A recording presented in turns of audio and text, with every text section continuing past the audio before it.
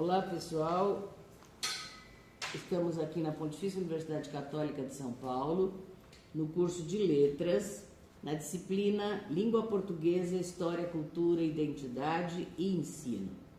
É o primeiro semestre de Letras e nós estamos hoje no dia 15 de junho de 2025, 16 de junho de 2025.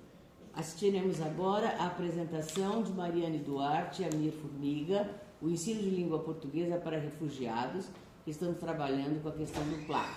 E eles estão fazendo trabalhos maravilhosos, vocês vão ter aqui uma aula dada por esses meninos. Oi gente, bom dia. Então aqui está o nosso sumário, a gente vai falar sobre o nosso tema, a delimitação do nosso trabalho, os objetivos, os passos metodológicos e a fundamentação teórica, língua portuguesa e a sua importância, a imigração e as questões humanitárias, a relevância do ensino PLAC, a sequência didática, a conclusão e as referências bibliográficas. Então, um pouquinho sobre o nosso tema. O nosso tema é a promoção do ensino da língua portuguesa a uma pessoa refugiada que não tem um idioma comum com o seu professor. Então, isso dificulta o ensino da língua portuguesa. E com isso é necessário apresentar outros meios para ensinar essa língua, que não seja só verbalmente. Como, por exemplo, o abecedário, que a gente vai ensinar para uma pessoa que não sabe nada sobre o nosso idioma.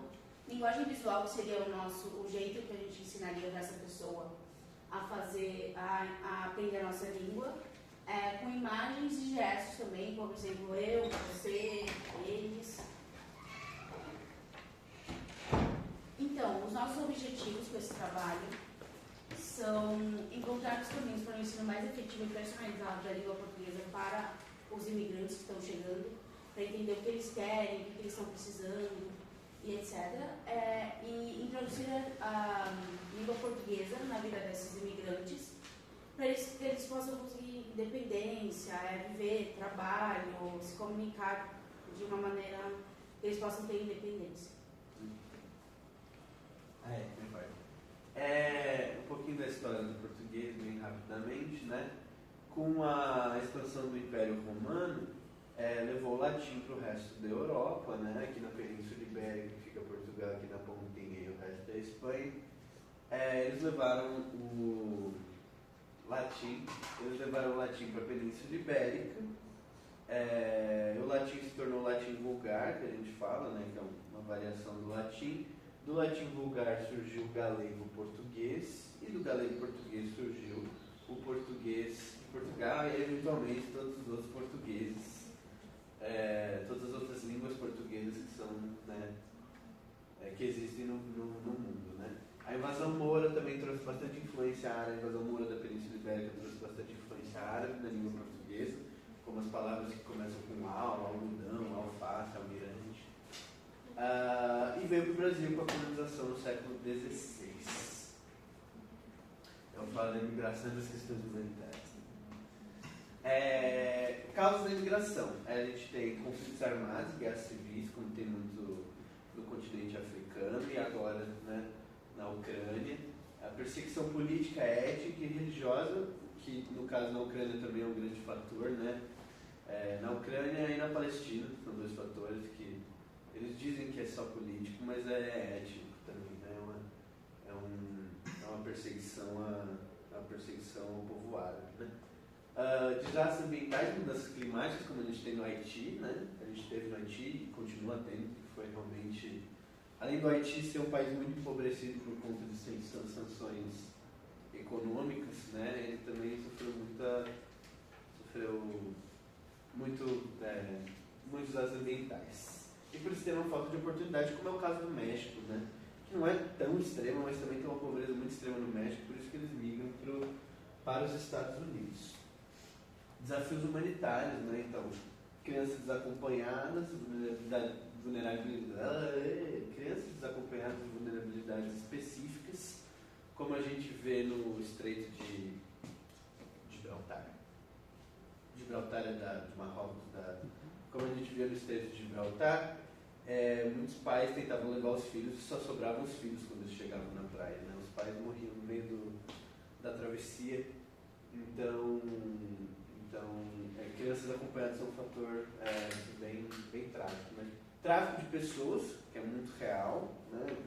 Órgãos e para escravos sexuais, muito em outros países, assim, é uma coisa muito sinistra. Impactos psicológicos da migração e também da destruição dos lares das pessoas, né? Então, isso é um fator muito decisivo na hora de você educar uma pessoa que veio de outro país, e a barreira do idioma, que é o nosso tema, né? Principalmente, né? E os impactos sociais no país, né? A contribuição, os impactos sociais não são necessariamente ruins, né? Eles são impactos, né? Então, contribuição de imigrantes para a economia local, como é o caso dos mexicanos nos Estados Unidos, porque são lá dentro, né? Eles falam muito que os imigrantes ilegais nos Estados Unidos, eles tiram dinheiro da nação, né? Mas quando a gente vê tudo que é consumido no país, tem imposto, né? Tem imposto necessariamente em tudo. Tudo que você compra, você tem lá tributos, né? Tributos associados. Então todo mundo que consome paga imposto. Então dizer que eles vivem lá na bonice, no bom vivant, tá errado, né? Conflitos culturais, xenofobia, como é o caso de vários países, na Europa agora, nos Estados Unidos também está virando uma loucura lá, né? A integração e assimilação cultural, né? Isso não é bom nem ruim, é um fato, né? Ocorre. A gente pode argumentar que é muito bom, muito legal, né? Carga sobre o sistema de saúde, educação e habitação, isso é um fato, né? Assim, quando a população aumenta de maneira estrondosa, esses tipos de problemas surgem e precisam ser resolvidos, né? E o uso político da imigração, como a gente está vendo muito por agora, né? O PAC, português como língua de acolhimento. Ajuda na integração do refugiado em um novo país, é um fato, porque, né, você precisa saber pedir água, poder beber água, né? Autonomia e emancipação, porque é um direito humano, né?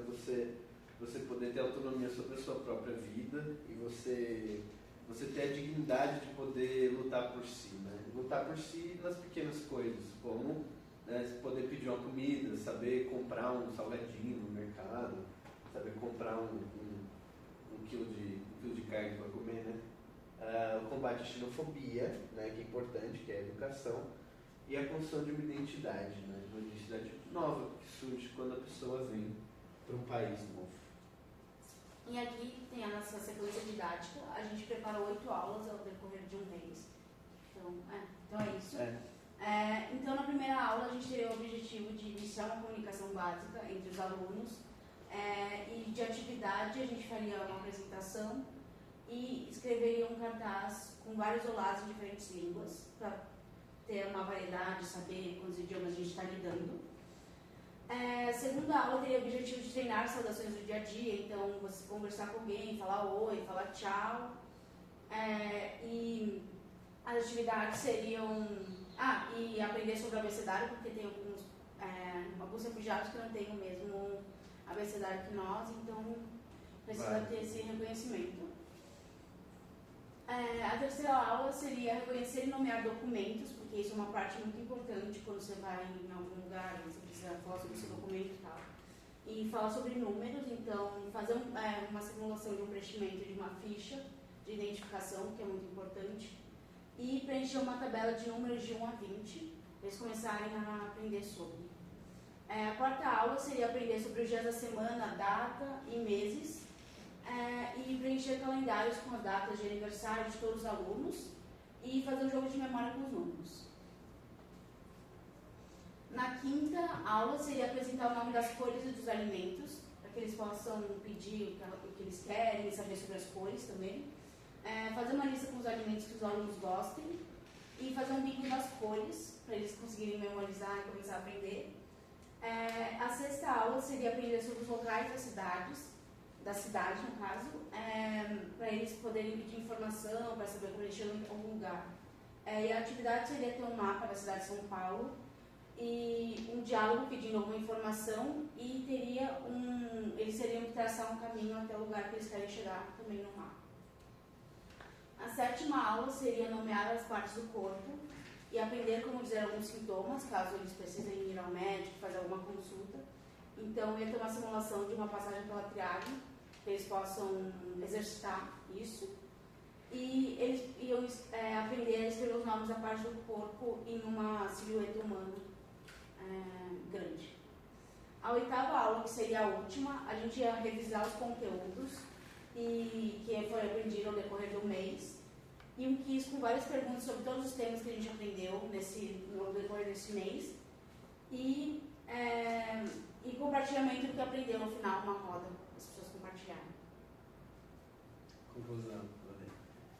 O ensino da língua portuguesa a imigrantes e refugiados é fundamental para sua integração social, autonomia e acesso a direitos básicos. Diante dos desafios humanitários e da barreira do idioma, o uso de estratégias visuais, gestuais e contextuais torna o aprendizado mais eficaz.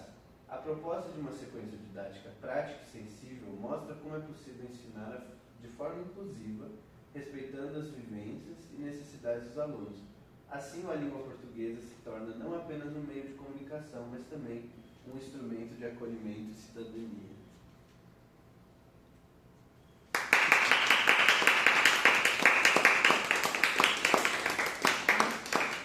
Deus adora. Você tem que...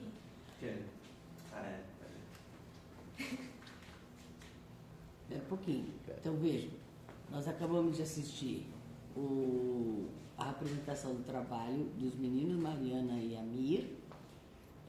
Eles fizeram um trabalho muito bonito, muito bem feito, e faltou justamente o que vocês falaram que seria interessante. A gente vê as imagens que vocês imaginaram que seriam apresentadas para os seus alunos, né? Mas a sequência está muito bem organizada e nós ficamos muito felizes aqui, a nossa turminha, porque vocês apresentaram um trabalho bem feitinho e que deixa a gente muito feliz. Meu nome é Neuza Bastos, eu sou professora deles. Um beijo para vocês.